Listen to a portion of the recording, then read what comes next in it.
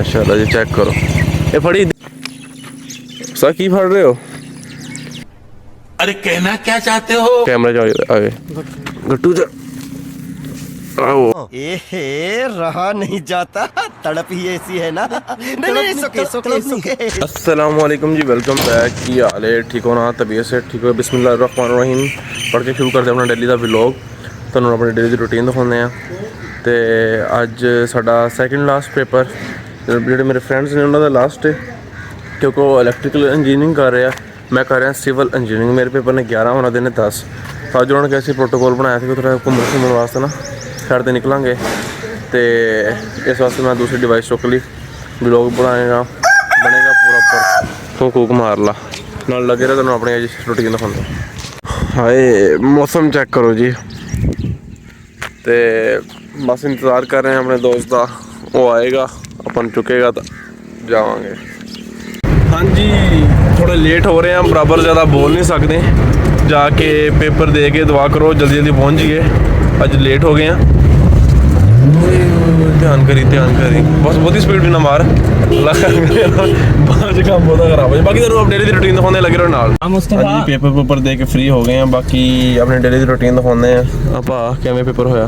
Paper बहुत वधिया हो गया, बहुत लेवल हो गया। चलो जी, बाकी हुण बड़ी मुश्किल ਨਾਲ पहुंचे सी, स्पीड लेट भी हो गए हैं। अपना व्लॉग जारी रखते हैं। सपोर्ट करो भरा। माशाल्लाह जी, चेक करो। ये फड़ी इदां ही अंदर सिट के कानू पकड़ के दे यार। कितनी देर लगी थी? कोई 15 मिनट लग है ना मच्छियाँ आएगी तो फिर 15 मिनट जाल लगे पे। माशाल्लाह जी माशाल्लाह। ये तो अज मैं क्या प्रोटोकॉल चल रहा उधर परा। सर की फड़ रहे हो? लाया की है आटा तो फड़ी जाती है। तो फड़ी है हाँ यार। कैमरा जाओ आगे। गट्टू जा आओ शिकारी।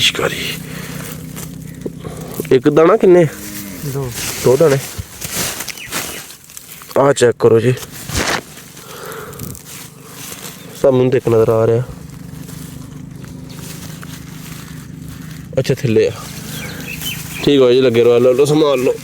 हेलो ओ अच्छा सारे आई वो भी बैठा भी बैठा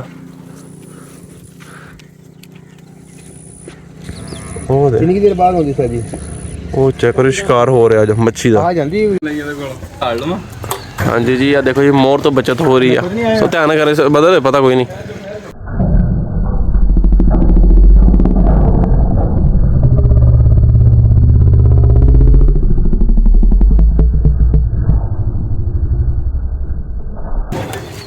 हुन गया कहने वास्ते आया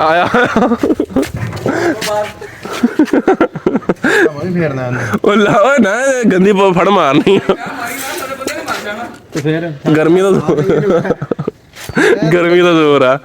ਇਹਦਾ पता नहीं पंजे मार के जख्म कर देने ना मारना डरा। हाँ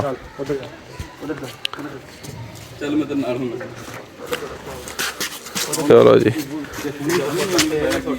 भाई, ਤੁਹਾਡੇ ਕੋਲ ਡਰਨਾ, ਮੇਰੇ ਕੋਲ ਕੁਛ ਨਹੀਂਗਾ। ਤੂੰ ਇੱਥੇ ਕਿਹੜਾ ਕਲੈਸ਼ਨਕੋਫ ਸਾਡੇ ਕੋਲ ਪਕੜੀ ਹੈ? ਤੁਸੀਂ ਆਪਣੀ ਬੱਚਤ ਕਰ ਲਓ, ਮੈਂ ਨਹੀਂ ਕਰ ਸਕਦਾ। ਬੱਚਤ ਹੋ ਰਹੀ ਓਏ।